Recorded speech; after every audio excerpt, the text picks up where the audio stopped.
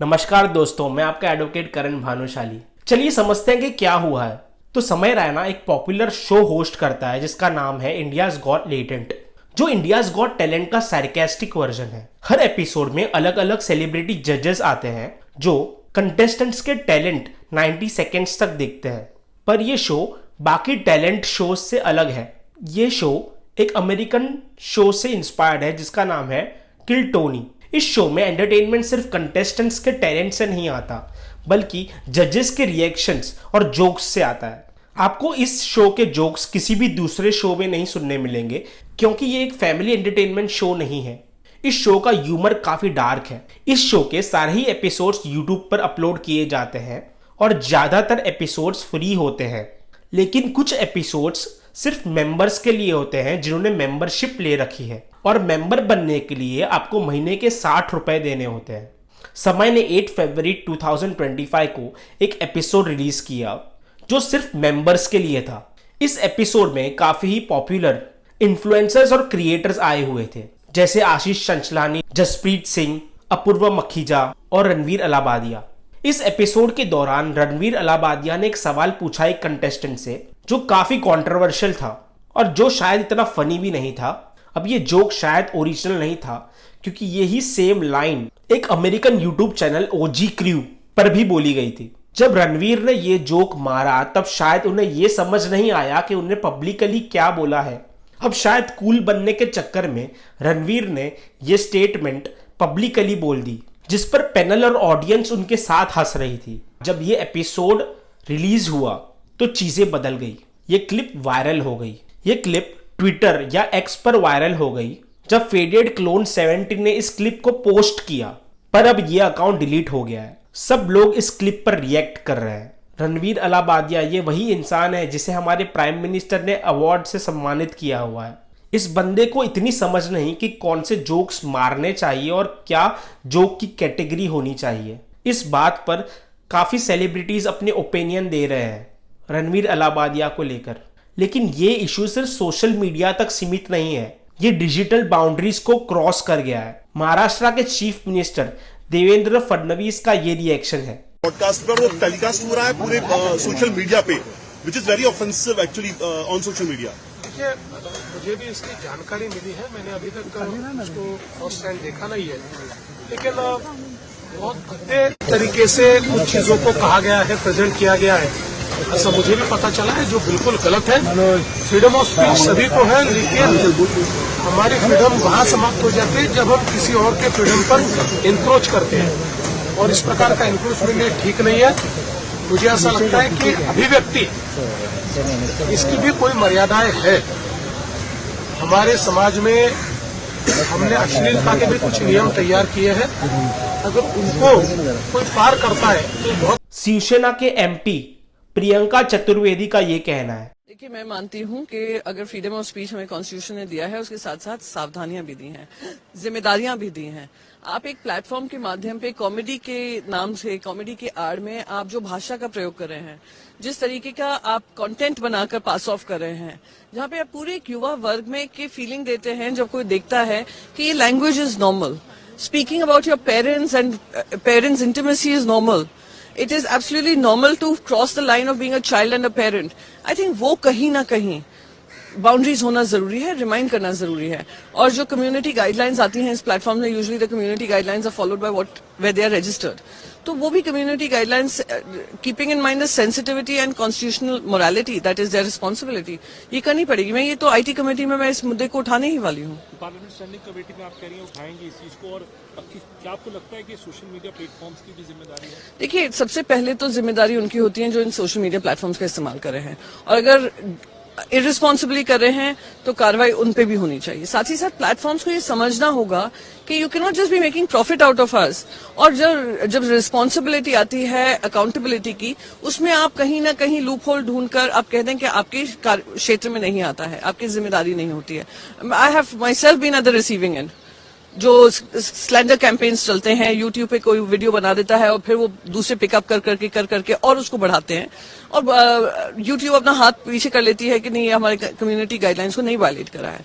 So somewhere we will need to ensure कि जनता को याद दिलाएं, जनता से ज्यादा ऐसे यूट्यूबर्स को याद दिलाएं कि everything is not coming without responsibility. Your freedom of speech and your freedom for content creation also comes with certain guidelines and certain boundaries. Don't cross those boundaries. दो बॉम्बे के लॉयर्स ने रणबीर अलाबादिया और दूसरे क्रिएटर्स के ऊपर पुलिस कंप्लेंट फाइल की है। उन्होंने मुंबई पुलिस कमिश्नर और महाराष्ट्र वुमेन कमिश्नर को भी कंप्लेंट की है और कंप्लेंट में ये लिखा है कि किस तरह से इंडियाज गॉट लेटेंट वुमेन्स की डिसरिस्पेक्ट कर रहा है। कांग्रेस के स्पोक्स पर्सन ने भी रणबीर के खिलाफ बहुत कुछ पोस्ट किया है।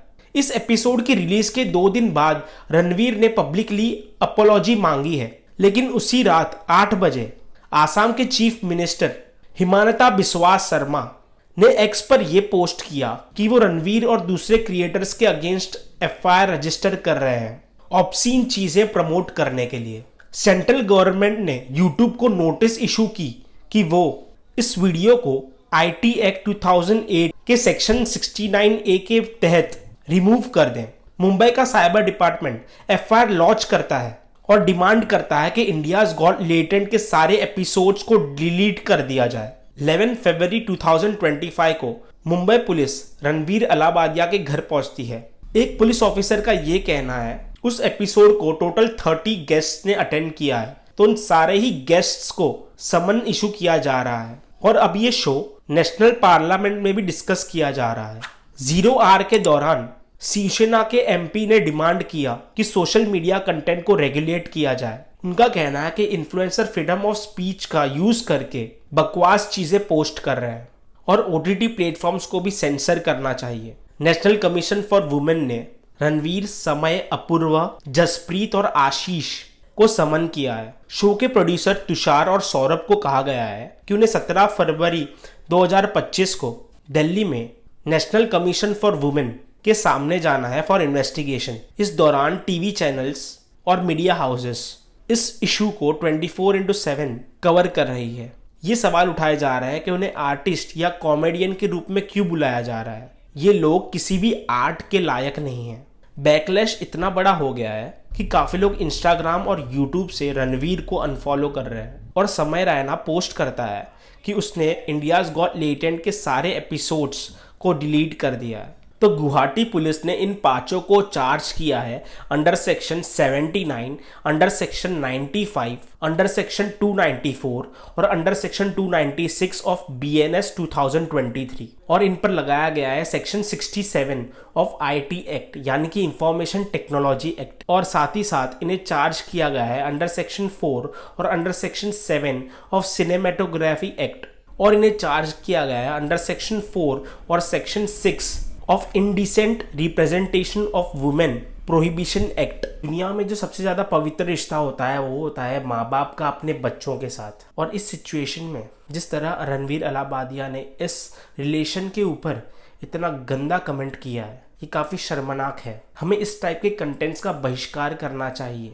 मैंने जावेद अख्तर जी का एक इंटरव्यू देखा था जहां पर इंटरव्यूअर जावेद अख्तर साहब से ये पूछ रहा था कि सर कॉमेडी में गाली गलौज का क्या रोल है, मतलब किस हद तक ये अलाउड है और किस हद तक इसे रखना चाहिए। तो इस सवाल का जावेद अख्तर जी ने बहुत अच्छी तरह से जवाब दिया। What is your perspective on कि कॉमेडी कॉन्टेक्स्ट में गाली देना चाहिए कि नहीं देना चाहिए? What do you think? आपको एक बात बताओ, उड़ीसा, बिहार और Mexico, anywhere in the world where there is party, people eat lot of chili because the food is bland. So they just to get some taste, they eat chili. Gali is the chili of language. If you can speak good language and if you are witty enough, you don't need this chili. भाई If the conversation is bland, you will put some galis in it. Just to give it some energy. इतने poetically insult किया sir आपने stand up comedians को।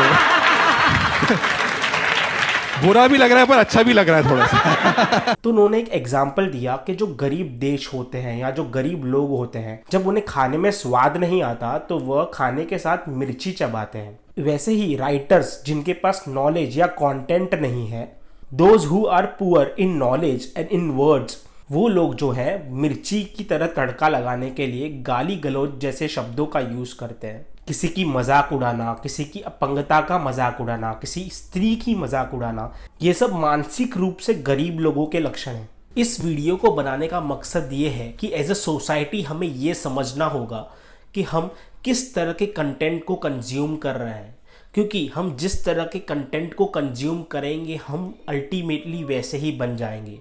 तो हमें अच्छी चीज़ों को कंज्यूम करना है, ना कि ऐसी भद्दी चीज़ों को जो हमारे लिए और हमारे माइंड के लिए अच्छी नहीं। आज के टाइम में सोशल मीडिया ये एक ऐसा ज़रिया हो गया है जहाँ पर लोग फ्रीडम ऑफ स्पीच के नाम पर कुछ भी बोलने लगते हैं और कुछ भी बोलकर निकल जाते हैं। लेकिन ये मैं मानता हूँ कि फ्रीडम ऑफ स्पीच आपका फंडामेंटल राइट है, लेकिन ये आपकी ड्यूटी भी है, ये आपकी फंडामेंटल ड्यूटी भी है कि आप किसी के फंडामेंटल राइट्स को कर्टेल ना करें। तो हमें इस चीज़ का भी ध्यान रखना है कि हम अपने फंडामेंटल राइट्स को एक्सरसाइज कर रहे हैं, तो ये हमारी ड्यूटी भी है कि हम किसी और के फंडामेंटल राइट्स को अफेक्ट ना करें।